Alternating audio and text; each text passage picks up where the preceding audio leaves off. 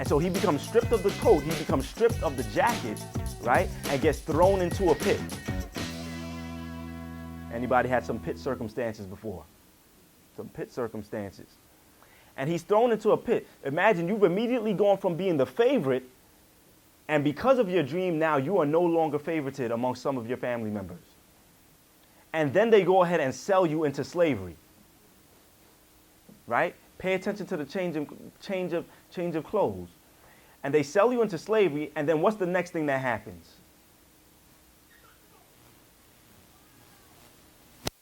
If you remember, the next thing that happens, Joseph is wearing his clothes that he's gotten from within slavery, and then all of a sudden he runs into this lady named Potiphar's wife, Mrs. Potiphar, right? And then he's running, a situation happens, right? I'm going to come back to the story. A situation happens, and what happens? He runs, and what happens? Stripped of his clothing once again, isn't he? Right? And because he gets stripped of his clothing, he actually gets blamed for doing something that he didn't do. And then what's the next thing that happened? He gets sent to what? Prison. Right? But then all of a sudden the story ends by what? Eventually he's catapulted into second in command. And what does he get? Anybody remember that the king gave him a little something? He gave him his ring, right? Right? So we have this constant theme that God is speaking in Joseph's situation, and he's speaking in Joseph's situation through clothing, right? How is God reaching you? What is God saying to you through even the smallest details? How is he showing you when there's a change that needs to be made? And here's another thing I want to point out. Instant versus immediate gratification. And some of us, we want something instantly. We're looking at the dream, and God has given us the dream, and we're like, God, this dream should immediately come to pass. Not understanding that God's like, listen, I've given you the dream, but it's going to be some time before you see the development of the dream. And I don't know if you noticed or not, but Joseph was 17 years old, right? When he gets the dream. How old was Joseph when all of a sudden the dream is fulfilled? How many years does it take? 4 years? 40 years? The first part of the dream takes 13 years to be fulfilled. Can you hold on to a dream for 13 years? First part of the dream, right? And remember, the dream's not finished. That part is just, okay, Joseph, I've positioned you to be second in command of Egypt, right? But we still haven't gotten to the point where Joseph is reconnected with his family. That takes like another seven to like 9 years or something like that on top of that. Are you able to hold on to the dream for 20-something years? And this is why that's important, because at the school that I work at in D.C., in one of the hoods in D.C., what I've come to understand is that one of the challenges that you have for most people, and one of the things that messes a lot of people up, is that you become taught at an early age to go after immediate gratification. And most things that are good for you usually require some sort of delayed gratification. So we often use the concept of cooking, right? So if you understand anything about a microwave might cook your food really quickly. But usually a microwave is not as healthy as if you cook that food yourself. Right? Immediate gratification. And listen, I suffer from immediate gratification, y'all. So I'm not I'm not tripping on anybody right now, right? I'm talking to myself, okay? So understand this. It is much easier for me to go through the drive-through window at some fast food restaurant than it is for me to cook. As a matter of fact, I hate cooking. Do you know why I hate cooking? Because it takes a long time to do.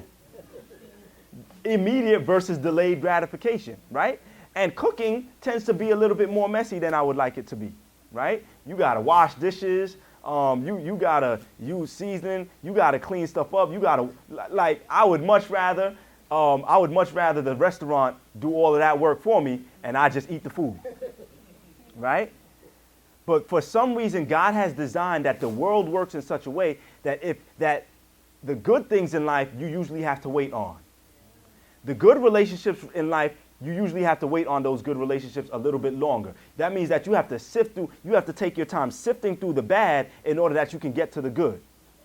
Even, watch this, even Jesus says, let the wheat and the tares grow together, right? He was like, listen, I'm not tripping off of immediate gratification. We're going to get to where we need to go to. Let all of that stuff grow together, and at the right time, right, I'm going to delay this thing a little bit, but at the right time, I'm going to be able to have the harvest that I would like to have. Immediate versus delayed gratification. And listen, like I said, what I want you to do is not just hear the words that I'm saying, but what I want you to do is be thinking of, in the different areas of my life, whether it be in finance, whether it be in my spirituality, whether it be in my relationships, whether it be in the career that God has asked me to be in, whether it be in my education, how do all of these principles apply within all of those contexts? How do these principles apply? So watch this. This is one of the main things that I want you to grasp. Learn how to see your circumstances through a different lens. Learn how to see your circumstances through a different lens. So watch this. Understand the story. And this is why this is one of my favorite stories. Joseph has a dream. God is like, okay, Joseph, this is what's going to happen. I'm going to give you a dream, and part of the fulfillment of your dream is that you're going to be thrown into a pit. Right? Part of you becoming royalty is that you're going to have the pit experience first. And then after you go from the pit, I'm going to move you into slavery. Now watch this. This is so deep, y'all. Praise God for the pit experiences and for the slavery experiences. Because what you don't understand is that God is setting that thing up for your ultimate success. Pay attention to the answer that Joseph gives to Pharaoh's dream, right? Pay attention to the answer that Joseph gives to Pharaoh's dream. So there's actually two parts. Now, usually we just think about it as one thing, but there's two aspects of it. So the first aspect is that Pharaoh needs somebody to solve the dream, right? Or to figure out what the dream means. Joseph actually does two things. Joseph tells him what the dream is, first and foremost, because it's like Pharaoh forgot, right? Joseph tells him what the dream was, and then Joseph tells him, this is what your dream means. It means that there will be 7 years of plenty and then 7 years of famine, right? That's just the dream. That's just him explaining what the dream was. That's really all he had to do. But then if you pay attention, Joseph goes a step beyond that, right? And Joseph gives Pharaoh a strategy now as far as how they will get through the 7 years of famine, right? He wasn't required to do that. But why? This is what you got to understand. Why was he able to do that thing? Why was he able to do that? And understand this. God puts you in certain circumstances that you don't even understand, that don't seem like they make sense but he's doing it, and he's going to elevate you in due time, and those circumstances are going to be real important, right? So watch this.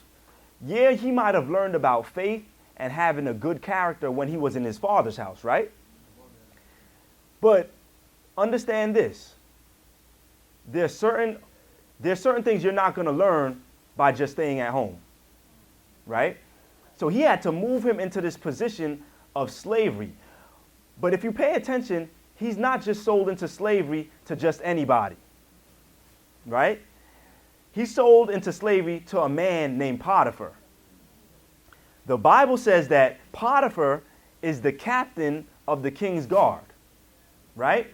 Now watch this. This is why character is so important, because of Joseph's character, Joseph was able, even within slavery, even though he found himself in a difficult circumstance, his character allowed him to still do what it is that he was supposed to do. His character still allowed him to work hard, right? Because I know some of us, we in jobs, I'll admit, the job that I have right now, right, on my 9 to 5, it's not always the most pleasant job, right? And sometimes I'm tempted to complain. But I do my best to work hard at it, because I understand that in Joseph's situation, because Joseph was still a hard worker, even though he wasn't in the best of situations, Joseph was still able to be elevated in that under those circumstances, right? Here's why that's important. he's elevated in Potiphar's house, who is the captain of the king's guard. The captain of the king's guard, being an important position, probably means that he also consults with other people who are important within the nation of Egypt, which probably means that they talk about different things such as strategies as far as how to run a country, correct?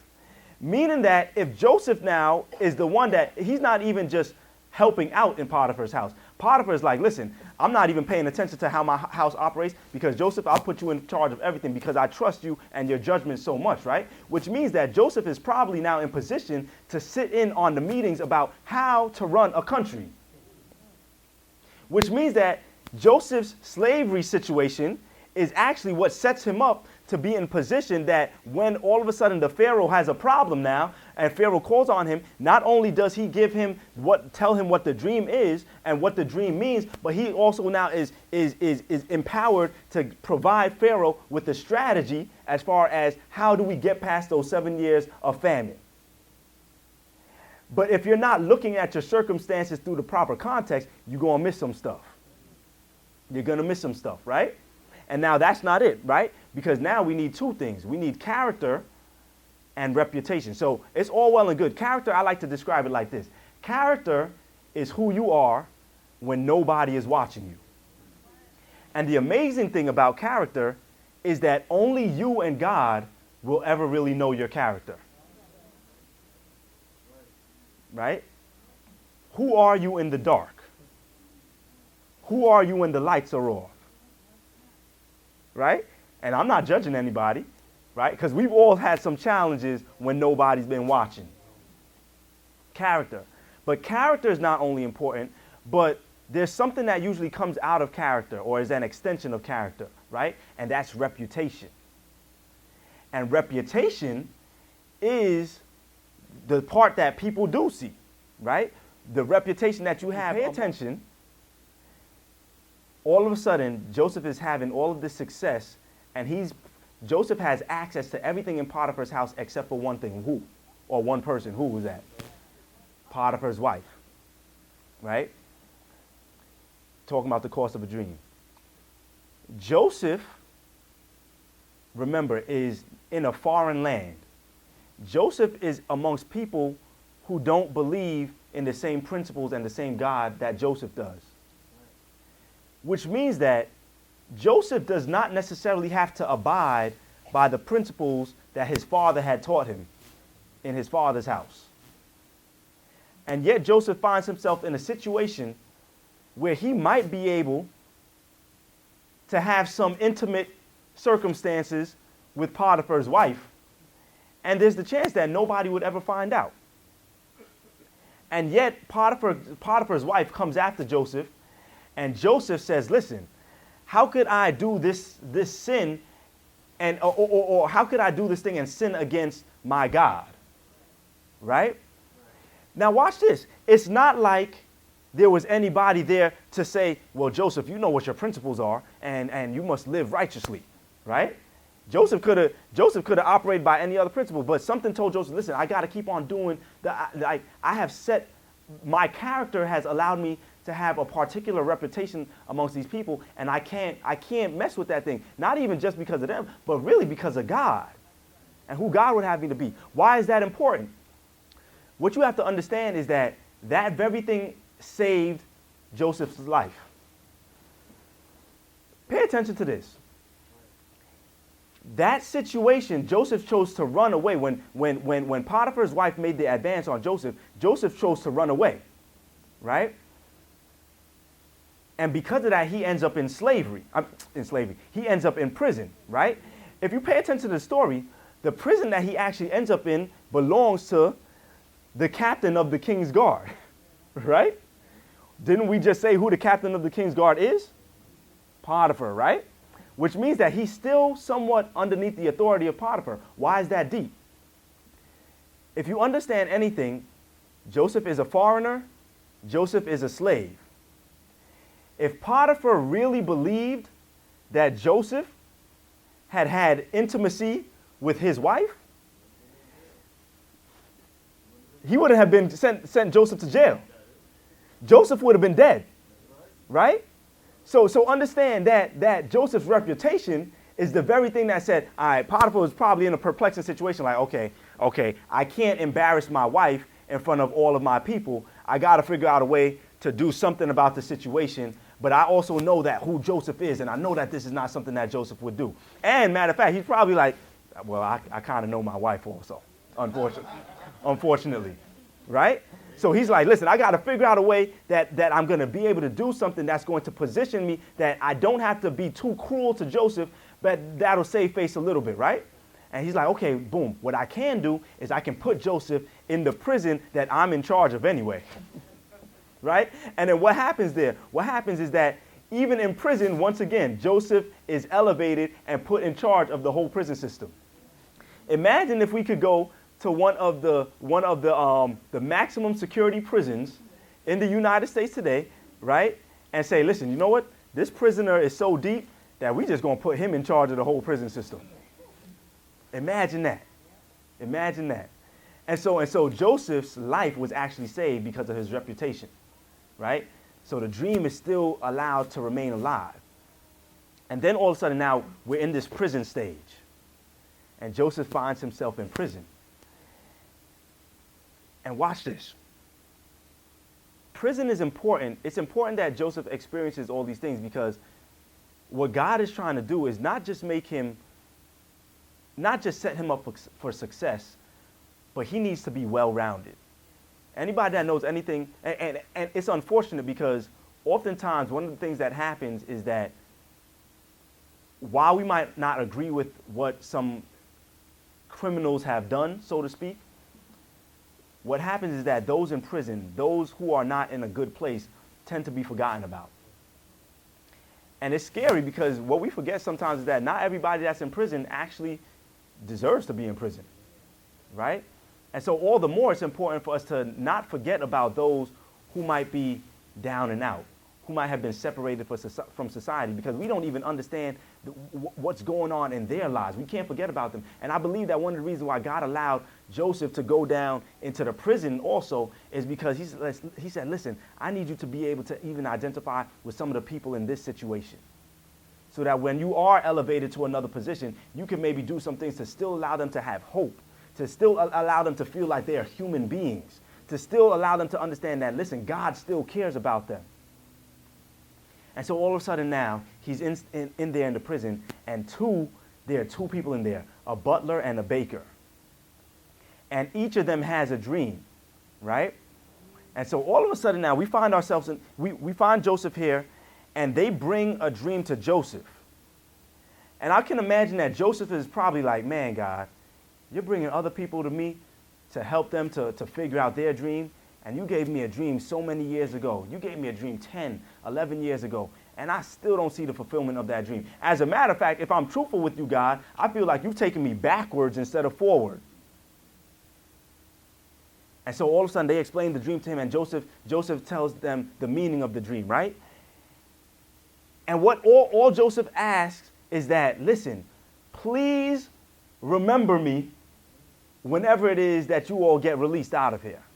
Right? Really, he's talking, even though he says it, really he's talking to the butler, right? Because unfortunately, we know that the baker, it was a wrap, right? It was a wrap for the baker. The baker was going to get killed, and that's exactly what happened. The baker left, they both got taken out of prison, but the baker went on ahead to get killed, right? And probably because he had done something that he shouldn't have, and the butler was allowed to keep his life. But imagine this. That was the first time that I really started seeing some frustration in Joseph's speech. Right? Because he's like, yo, listen, please remember me. Like, I've been going through this for so long. Please just tell the Pharaoh just a little something about me when you get reinstated into your position. Just let somebody know about my plight. Let somebody know that I'm here and I really don't deserve to be here. And you know what happens? He's still forgotten about for another 2 years. But what you don't understand, and man, I'm talking to myself in this thing. What you don't understand is that him being forgotten about for 2 years is actually a blessing. Because let's once again go over the story of Joseph. Joseph right now is a foreigner. Joseph is now a foreigner and also a former slave. Joseph is a foreigner, a former slave, and now a prisoner. So watch this. If you release Joseph out of prison as a foreigner who is a former slave and a would-be former prisoner, who's going to hire Joseph? What kind of work and what kind of life can Joseph expect underneath those circumstances? He'd probably end up going back into being a servant of some sort in some type of situation anyway, right? So what Joseph does, that's why I said we got to see these things from a different lens, y'all. Because what Joseph doesn't understand, even though he's experiencing some frustration he's forgotten about for another 2 years, God is like, listen, man, this thing is going to be a blessing to you. If you just hold on just a little bit longer, this thing is going to be a blessing to you. And so what ends up happening is that all of a sudden, after 2 years now, God gives Pharaoh a dream. And that's why we even got to be careful, because even those that we might not feel like they are let's say spiritual or what have you, doesn't mean that God can't give them something. Doesn't mean that God isn't still working out something through them in their lives, right? Because God gave Pharaoh a dream, all right? And so all of a sudden, Pharaoh's searching like, man, I need somebody to really help me to figure out what this dream was, first of all. Like, I can't even remember the dream, but something was disturbing about it because it's sitting in my spirit still, right? I need somebody to not only tell me the dream, but then to interpret the dream. And they're going all over the place trying to figure out who's going to be this person. Who's going to be this person that's able to figure this thing out for Pharaoh?